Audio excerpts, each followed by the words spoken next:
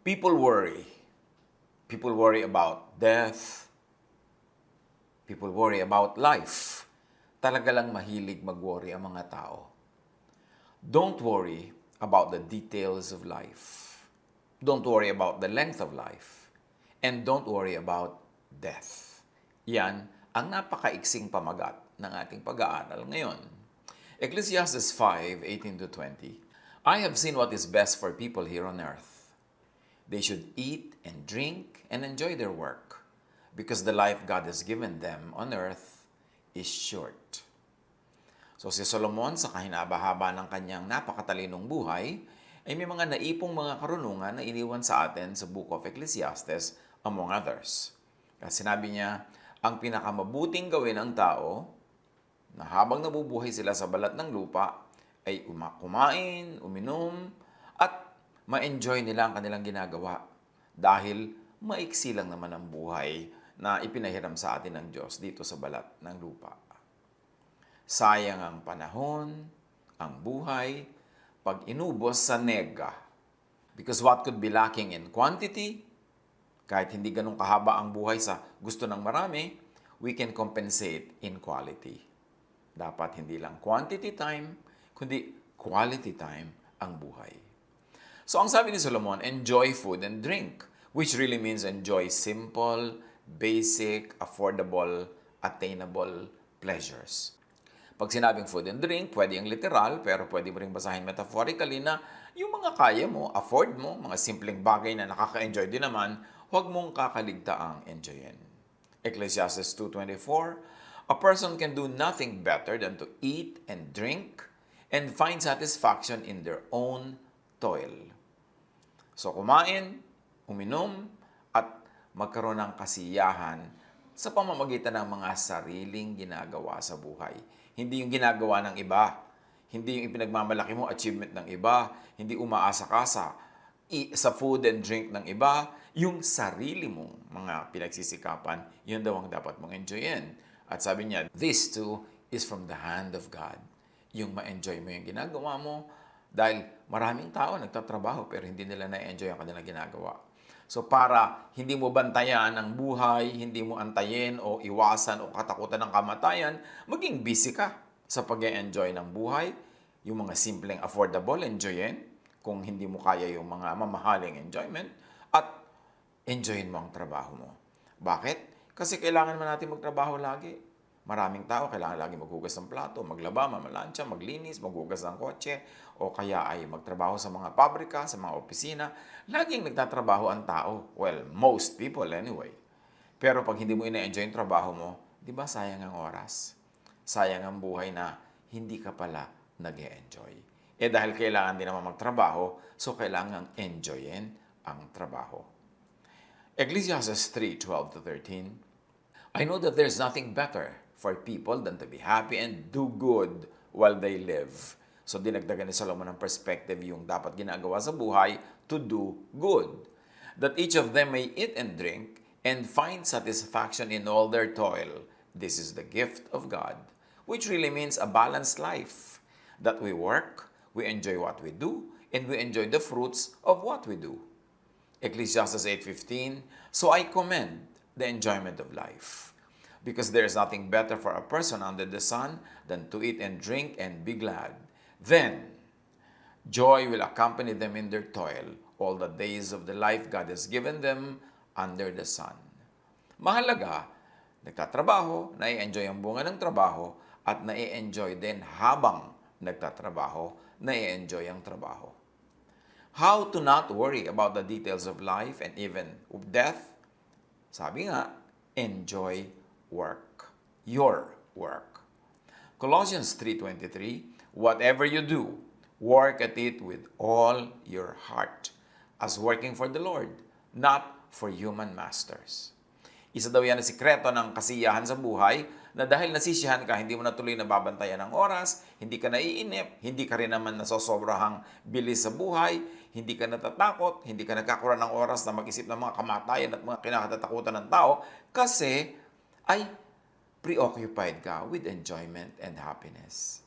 At para daw mangyari yon, ano man ang ginagawa mo, ituring mong ginagawa mo yan para sa Diyos, ituring mo na yan ay pagluwalhati sa Diyos, ituring mong it's an act of worship, enjoyin mo siya, ma-enjoy ka rin ng mga gumagamit ng iyong mga produkto or services, at ma-enjoy ka rin ng mga katrabaho mo, then ang buhay hindi magkakaroon ng puwang para sa mga pamomroblemang nagpapabigat lang ng loob. So work not only for income, to please and glorify God. That's what we should do. Work to please and glorify God by working and living as you were designed. How can you do what you do as if you're doing it for the Lord? Only when you are doing your work according to your giftedness, according to your talent, according to your God-given nature.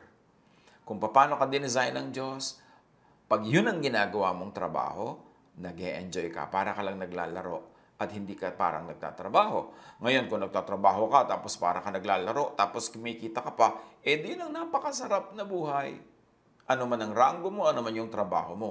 Ang enjoyment sa trabaho, hindi kung ano ang trabaho, kung ano ang ranggo, anong posisyon. No, ang enjoyment is kung bagay ba yung trabaho mo sa gift sa iyo ng Diyos, sa talent sa ibinigay niya, sa skills, sa personality ibinigay sa iyo. So work to enjoy the fruits of work and to enjoy the work in and by itself. Yun ba parang kahit hindi ka sweldohan, feeling panalo ka? Kasi yung paggawa mo mismo ng trabaho mo, ine-enjoy mo na. Tapos sinweldohan ka pa, di double benefit. Pero kung, halimbawa, sinusweldohan ka, tumutubo ka, kumikita ka, pero hindi ka naman nag-enjoy sa ginagawa mo. Di ang na-enjoy mo lang yung bunga ng trabaho, pero yung trabaho itself, hindi mo na-enjoy. Lugi sa buhay. Kasi lumalampas, dumadaan ang oras na hindi ka nag-enjoy. Proverbs 12:24, diligent hands will rule, but laziness ends in forced labor. At alam natin yan, na para tayo mag-enjoy, we need a certain level of freedom. Freedom from the control of others, although hindi naman pwedeng completely free tayo from that kasi may interaction sa society. But you need a certain level of independence, of autonomy, of freedom to enjoy. And you do that only when you are fruitful, when your work is giving you your needs para hindi ka umaasa sa iba. Laziness would come from being in the wrong workplace or from doing the wrong work.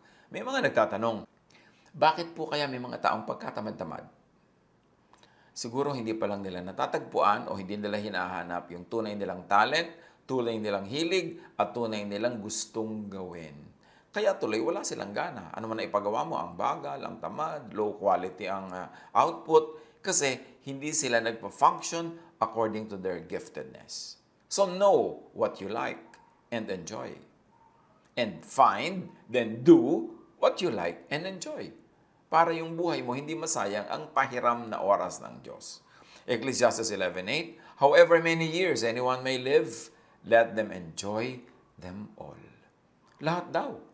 Gaano man kahaba ang ipahiram sa iyong buhay, enjoyin mo ang bawat taon, bawat buwan, bawat linggo, bawat araw, although hindi naman siguro posibleng perfectly every day, every week, every month, nag-enjoy ka every year. Pero dapat yung batting average mo, there's more enjoyment than suffering. More fun than paghihirap ng loob, paghihirap ng katawan, at mga kung ano-ano mga stress. Pero magagawa ngayon kung fruitful ka, may ma-enjoy ka tuloy, at fruitful ka kung you are working according to God's design. If you are faithful to the personality and personhood that God gave you when God created you. And the Bible tells us that you were created, I was created, all of us were created wonderfully, fearfully. So, kailangan daw ma-enjoy mo lahat ng mga taon. So, yung bata dapat mag-enjoy ng childhood. Dapat yung matatanda, payagan nila yung mga children to enjoy their childhood. The youth should be able to enjoy their being young, their youthfulness. At dapat ma-enjoy mo ang iyong adulthood, ang inyong senior years. Every period of your life should be enjoyed. But that can happen only when you are economically self-reliant or independent or when you're economically fruitful. Kaya kailangan nagtatrabaho at sa trabaho mabunga, at para maging mabunga, according to your giftedness and talent, dapat yun ang ginagawa mo. Hindi lang yun napagkakakitaan, tapos naghihirap naman ang loob mo, hindi mo na ibibigay ang yung best. How to know you are in the wrong place? You are doing the wrong work? There is no joy.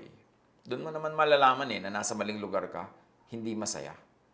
Ang mga hindi worried about their life or death ay busy kasi sa kasiyahan. At yan ang sinasabi ng Ecclesiastes 5:20. They seldom reflect on the days of their life because God keeps them occupied with gladness of heart. And this is the heart of our subject matter today, na para hindi ka laging may oras para mag-worry, matakot sa future, matakot sa kamatayan, mag-alala, mag-isip na kung ano-ano, kailangan occupied ka with gladness of heart.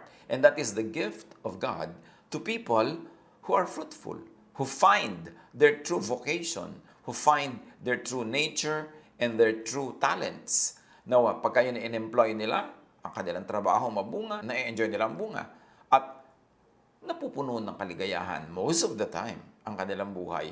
Hindi tuloy sila laging nagbumukmok, nagdadrama, at nag-overthink. So, be in your right place.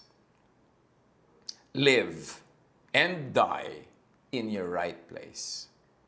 Live and die doing what you were created to do in your place of joy. Like and enjoy what you do. Like and enjoy what you must do. Ganyan lang naman ang buhay . Either you are doing what you really like, o marunong ka mag-control ng iyong sarili, ng iyong isip, ng iyong emosyon, that you teach yourself to like what you do. So, are you enjoying what you do? If not, teach yourself to enjoy what you do. Ecclesiastes 3:22. So I saw that there is nothing better for a person than to enjoy their work, because that is their lot. For who can bring them to see what will happen after them? So yung work, hindi lang yan yung destination. Hindi lang yan yung sweldo at the end of the month. Hindi lang yan yung uwian na after 5 p.m. or whatever oras ang uwian nyo. Ang work, hindi lang yan yung retirement na nagkaroon ka ng benefits at mga kung ano-anong pensyon. No, ang work din dapat every day, every week, every month, every year of it is enjoyable. Every day, the process of working should not be treated only as a means to an end. It must be treated also as an end in and by itself. So work. Work well. Work all the time. Basta able-bodied. Ecclesiastes 2:10, I denied myself nothing my eyes desired. I refused my heart no pleasure. My heart took delight in all my labor, and this was the reward for all my toil. Si Solomon ang sipag-sipag. Ang dami-dami niyang project, ang dami-dami niyang ginagawa. So, ina-enjoy din niya yung bunga at yung process of working. To be happy with life, to leave not much space for worry, for stress, and for fears, delight not only in income, but also delight in the work. Sa pagpapatuloy ng Ecclesiastes 5:18-20, God gives some people the ability to enjoy the wealth and property He gives them, as well as the ability to accept their state in life and enjoy their work. Here we are introduced to another type of person that is blessed. Who is blessed? Binibigyan siya ng Diyos ng capacity na magkaroon ng mga kayamanan, maging mabunga, maging fruitful, tapos may bonus. Binibigyan din siya ng capacity to enjoy the wealth. Kasi maraming mayaman hindi na-enjoy yung wealth. Either yung ugali nila, hindi talaga sila pala enjoy. So, ba't pa sila nagpayaman? O kaya naman, mayaman sila pero yung health nila, yung kanilang kalagayan sa buhay, hindi sila makapag-enjoy dahil maraming sagabal. Pero yung binless ka na to be fruitful, nagkaroon ka na ng mga kayamanan, tapos binless ka pa ng kakayahan na enjoyin ito, napakaraming tambak-tambak yan na pagpapala na dapat lang nating ipagpasalamat at dapat nating i-express ang thanksgiving by sharing with the needy. Also, by sharing with the deserving. Yung mga katrabaho natin, kasama natin sa production, kailangan meron din tayong pagpapasalamat sa Diyos by giving to them. How do you not worry about the details of life and of death? Make wealth, acquire property. Uso kasi sa maraming conservative religiosity, minamasama yung may wealth ka, may property ka, pero ang Diyos ang nagbibigay ng lahat ng yan. The earth is the Lord's and everything in it.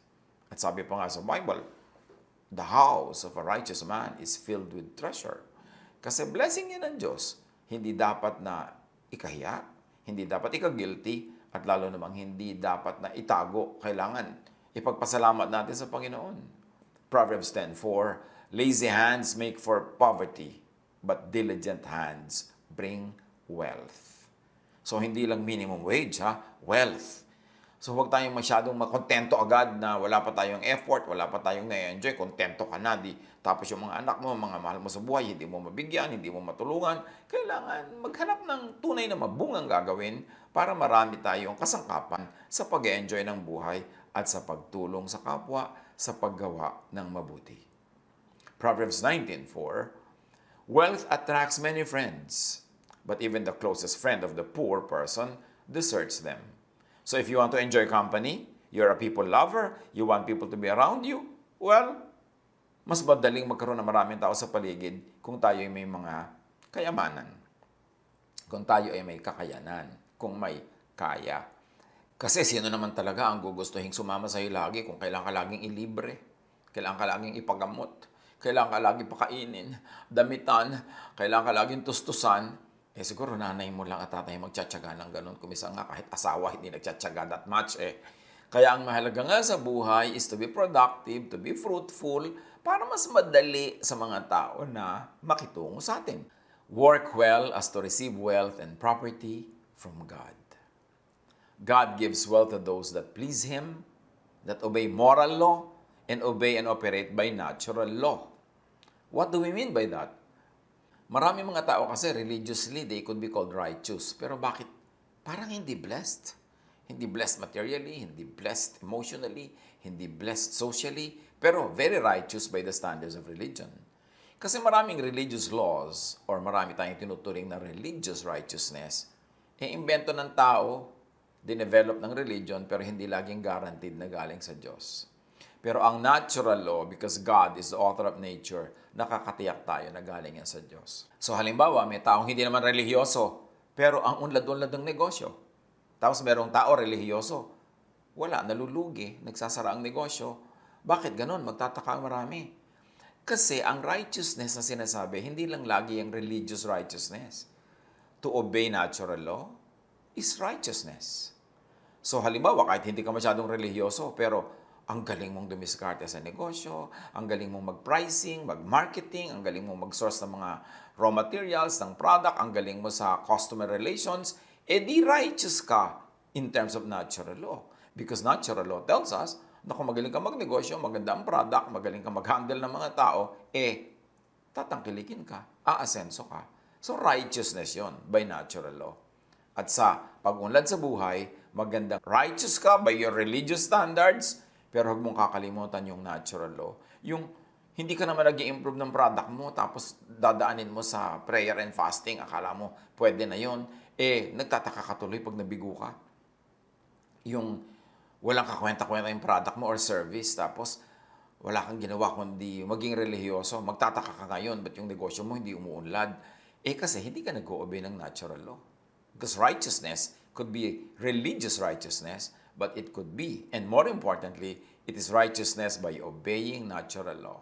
Because God is the author of natural law. Ecclesiastes 7:15, in this meaningless life of mine, I have seen both of this, the righteous, at tawagin natin yung by religious law, the righteous perishing in the righteousness, and the wicked, tawagin natin yung wicked by religious law, but probably righteous by natural law. Ulitin natin yung buong verse. In this meaningless life of mine, I have seen both of this, the righteous perishing in their righteousness, and the wicked living long in their wickedness. I-apply natin yan sa negosyo, i-apply natin sa mga pinagagagawa natin sa buhay. At Ecclesiastes 8:14 says, there is something else meaningless that occurs on earth. The righteous who get what the wicked deserve, and the wicked who get what the righteous deserve. Pwedeng yan na actual moral wickedness and righteousness, pero pwede rin yan nabasahin na wickedness in terms of not obeying natural law. How do you not worry about the details of life and even not to worry about death because you don't have too much time to talk about it or to think about it? Accept your difficult state in life without complaining. Siyempre, lahat dumadaan sa hirap, dumadaan sa mga challenges. Accept what you cannot change. Change only what you can, but what you cannot change, you accept, at least for the time being. Job 3:18, captives also enjoy their ease. They no longer hear the slave drivers shout. So kahit man daw ikaw ay magimbihag, ikaw man ay saan malagay, meron pa ring ligaya dyan kung hahanapin mo talaga yun. Ecclesiastes 7:14, when times are good, be happy. But when times are bad, consider this. God has made the one as well as the other. So para hindi ka masyadong nagsesentimiento, nagmumukmok, natatakot, nai-stress, nag-overthink, kung good times, mag-enjoy. Kung bad times, hanapan pa rin yan ng may enjoy. At yung hindi mo maiiwasan, tanggapin ang nangyayari, huwag labanan ng labanan kung hindi naman kayang palitan. Kasi sabi nga, Diyos din naman ang nagbibigay niyan. Hindi yan makakarating sa iyo kung hindi pinayagan ng Diyos. Accept your privileged state in life without needless guilt kung nagkataon naman na ikaw ay privileged. Accept your difficulty and hardship kung doon ka naman napa-assign today. Hindi naman laging ganyan ang assignment. Naiiba-iba naman yan sa paglakad ng panahon. Ecclesiastes 5:20, in the mga taong blessed, they do not worry about how short life is because God keeps them busy with what they love to do. Paulit-ulit yung tema that you do something but you love it and therefore you are happy, wala ka masyadong time for drama. Be and keep busy doing what you love to do. Pagtatanong ko minsan yung iba, paano yan yung trabaho ko po, hindi ako enjoy. Gumawa ka ng paraan na makawala sa trabaho na yan, maghanap ka ng ibang trabaho, mag-imbento ka, o mag-self-employed ka, o kung talagang hindi mo maiwasan yan, at least for the time being, turuan mo ang sarili mong tanggapin yan, enjoyin yan, at maging masaya ka. Kasi blessing yan ng Diyos. Kung hindi masyadong malinaw na blessing, ikaw ang magpalinaw at gawin mo sa sarili mo yan na blessing. Kailangan busy ka doing what you love to do. Kaya mahalaga nga, sa pag-aaral pa lang, pinipili mo na yung career na patungo doon sa talagang gusto mong gawin. Hindi patungo doon sa madaling ma-employ, madaling magkatrabaho, yung malaki ang sweldo. Tapos hindi ka naman masaya. Kailangan nandun ka sa masaya ka. Why? Kasi pag masaya ka, magiging productive ka. At pag productive ka, pagkakaperahan mo rin yan. Yung ginagawa mong trabaho na sa tingin ng mga matatanda. Kung minsan, pag gusto mo mag-aral ng ganito at ganun, tanong nila, ano magiging trabaho mo? Paano ako susweldo? Kasi siyempre, hindi naman laging malawak ang exposure nila sa lahat ng mga bagay-bagay. Pero pansinin ninyo sa mga kakilala nyo, mga kaibigan, mga kababata, kung sino nagyamanan. Madalas pa ngayon mga school dropout eh. Madalas yung may mga street smart. No? Tapos yung madalas yung mga honor-honor. Well, nagkakaroon naman sila ng trabaho, nagkakaroon naman sila ng vocation, pero hindi nagiging outstandingly tipak ang kita nila. Madalas ganun, hindi naman laging ganun, meron ding exceptions. Kasi usually, yung mga dropout, yung mga mahilig mag-imbento ng gagawin, yung mga creative, yun ang nakakagawa ng talagang gusto nila. Sila ang tuloy ang nag-a-achieve at sila yung nagkakaroon ng wealth. Do not be busy watching other people's lives. Gusto mo maging miserable? Lumungkot? Mainis? Magalit? Panoorin mo ang buhay ng kapwa mo. Bantayan mo ang kanyang pag-asenso, kainggitan mo, pagchismisan ninyo. Don't do that. Pagka ganyan, magiging miserable ka. Pag miserable ka, matatakot ka sa kamatayan, maiisip mo ang buhay, kung ano-anong nervyos ang papasok sa buhay mo. Do not be busy watching other people's lives, comparing your life with other people's lives, and then don't be busy with jealousy and envy. Kakainin ka niyan, sisirain kang parang kalawang. Job 5:2, resentment kills a fool, and envy slays the simple. Pagka ikaw ay nagagalit sa magagandang kapalaran ng iba, nagagalit ka sa kanilang pag-asenso, naiinggit ka, sinisira mo ang iyong sarili. Proverbs 14:30, a heart of peace gives life to the body, but envy rots the bones. Sabi nila, isa daw sa mga pinakamahirap na sakit ng katawan ay yung sakit ng bone. Kaya siguro ito ang ginamit na example sa Bible, sa Proverbs, na pagka tahimik ang puso mo, tahimik ang buhay mo, mapayapa ka, hindi ka mainggitin, hindi ka magagalitin, hindi ka nagsiselos, yung katawan mo lulusog. Pero subukan mo daw maging inggitera, daig mo pa ang may cancer sa buto. Kasi maraming damages na ibibigay yan sa iyong emosyon, sa iyong espiritu, sa iyong katawan. James 3:16, for where you have envy and selfish ambition, there you find disorder and every evil practice. Kahit sa ang profesyon, kumisan nga kahit sa ministry pa, yung mga naiinggit sa mga mabunga, sa ministry, o sa work, sa profesyon, gumagawa yan naman kung ano-anong mga kabalbalan na nakakasira sa kanila rin, nakakasira sa kapwa, nakakasira sa kanilang pagkatao. Kasi pag may inggit, ang tao nabubulag at nakakagawa ng napakaraming mali. Do not be busy plotting against others, plotting and engineering events. Stressful, yung wala kang ginagawa kundi magplano para kung paano mo tatalunin ng kapwa, paano siya ipapahiya, paano siya mabibigo. At mahirap din yung plano ka ng plano kung paano si Maria ay magkikita sila ni Mario mamaya sa buwan ng Mayo, sa araw ng Linggo. I-engineer mo yun para mangyari, nakakapagod yun. Pero marami mga tao mahilig mag-engineer. Ini-engineer nila ang mangyayari sa mga tao sa paligid nila, ang gagawin ng mga tao. Kaya pagod na pagod sila sa pagsulat ng script, sa pagdidirect ng event, at sa pagpipilit na ang gusto nilang mangyari ay mangyari. Nilalabanan nila ang agos, nilalabanan nila ang hangin, nasisira ang kanilang kalusugan, pagkatao at espiritu. Don't be busy destroying others, the work of others, yourself. Ecclesiastes 4:4, and I saw that all toil and all achievement spring from one person's envy of another.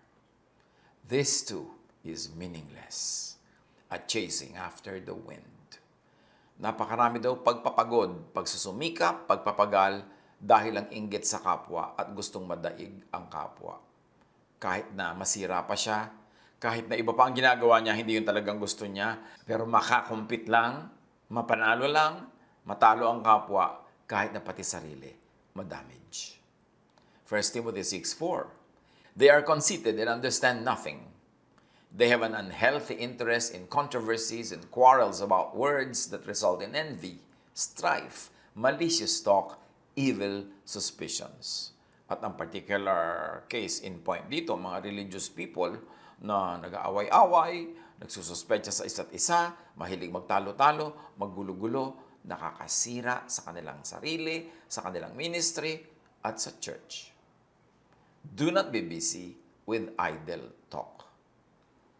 Yung ang daming oras mo, nauubos ka text, ka i-Instagram, yung ang daming oras mo nauubos sa walang kakwenta-kwenta mga usapan, walang kalatoy-latoy na mga topic, dapat hindi ginagawa yan.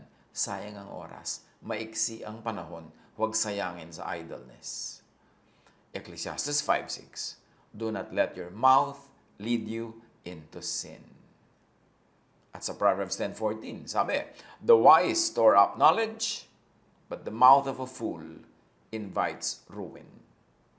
Pag foolish ka, lose ang iyong tongue, napakadaldal, chismoso o chismosa, sinungaling, mahilig magdala ng mga gulo, at mahilig magkalat ng mga chismis, malapit ka sa gulo.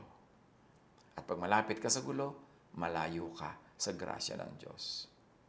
Do not be busy with evil thoughts and deeds. Proverbs 15:26, the Lord detests the thoughts of the wicked. And Proverbs 4:23, above all else, guard your heart, for everything you do flows from it. How to not worry about the details of life, the length of life, how to not worry about death. Get a life. Kailangan meron kang buhay. Kaya ang ganda-ganda ng sinasabi natin sa Tagalog, mabuhay.